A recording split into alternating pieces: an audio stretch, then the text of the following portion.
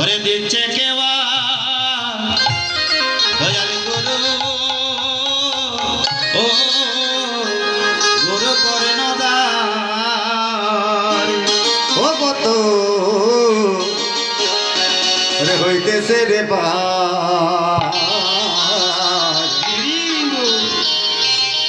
আরে ভোগের ঘাটে ওরে দিতে গেয়া আমার গুরু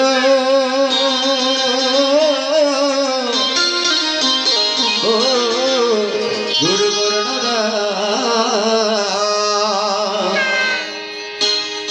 বলছে এই জগতের কর্ণধার হচ্ছে একমাত্র আমার দয়াল গুরু। দয়াল গুরু বিনে এ জগতে ভবসিন্ধু পাড়ি দেওয়ার মতো আরেক সেদিন কেউ থাকবে না বাবা। কেননা বলছে হরির নামের নৌকা কানি শ্রী গুরু কান্ডারি আমার বলে সংকীর্তন বরা হলো দুবাহু প্রসারী ওরে দোবা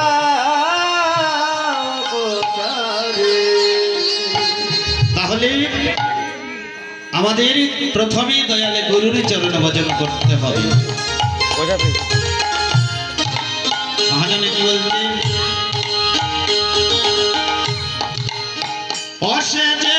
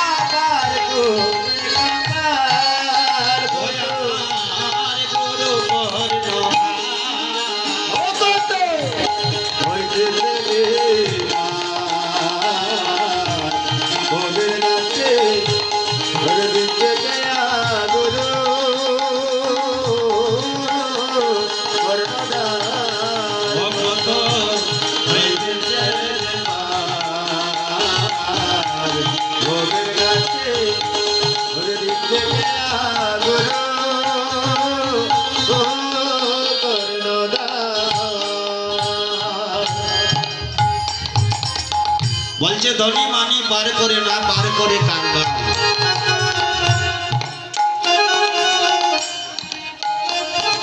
বলছে যাদের মানি যাদের মান থাকে যাদের অভিমান থাকে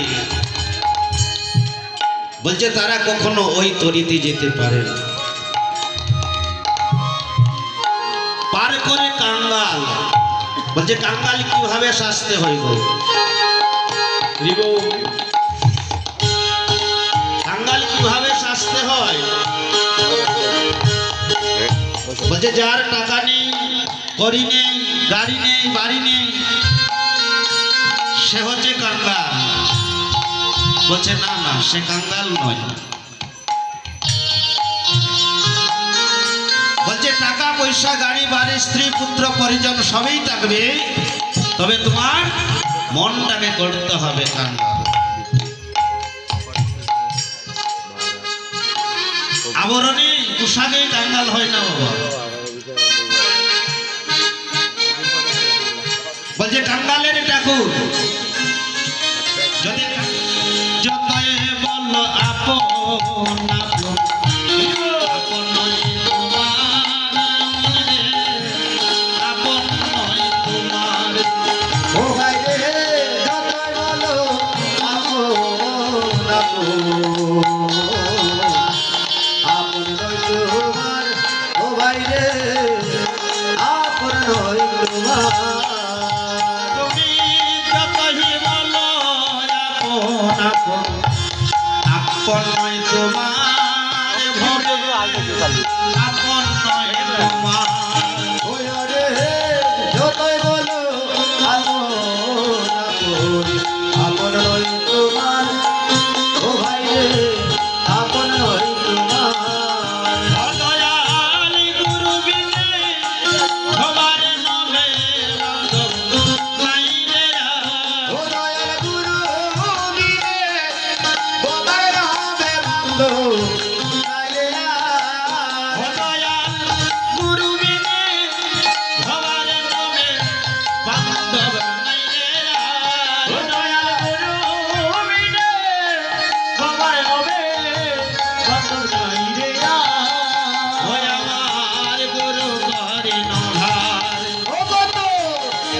দেবে গভীর রাতে দিতে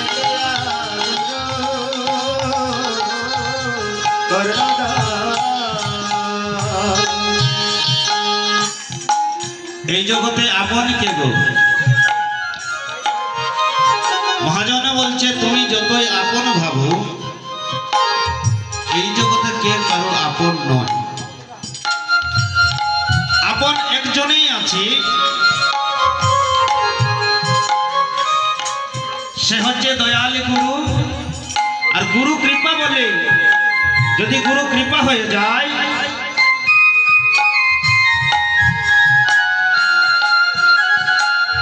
গুরু কৃপা বলে যদি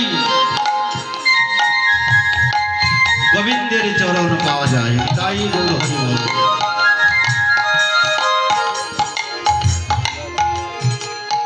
এই জগতে আমরা যত আপন আপন করি না কেন বাবা, দেহ থেকে যখনই প্রাণ পাখি চলে যাবে তৎক্ষণাৎ স্ত্রী পুত্র পরিজন তারা কি করবে? তাড়াতাড়ি করে ঘরের বাইরে এনে তুলসীর তলায় শুয়ে রাখবে। সেদিন আর বলবে না আমার পিতা আমাকে লালন পালন করেছে, শিক্ষায় শিক্ষিত করেছে, কত পরিশ্রম করে আমাকে ছোট থেকে বড় করেছে। সময় তাকে বড়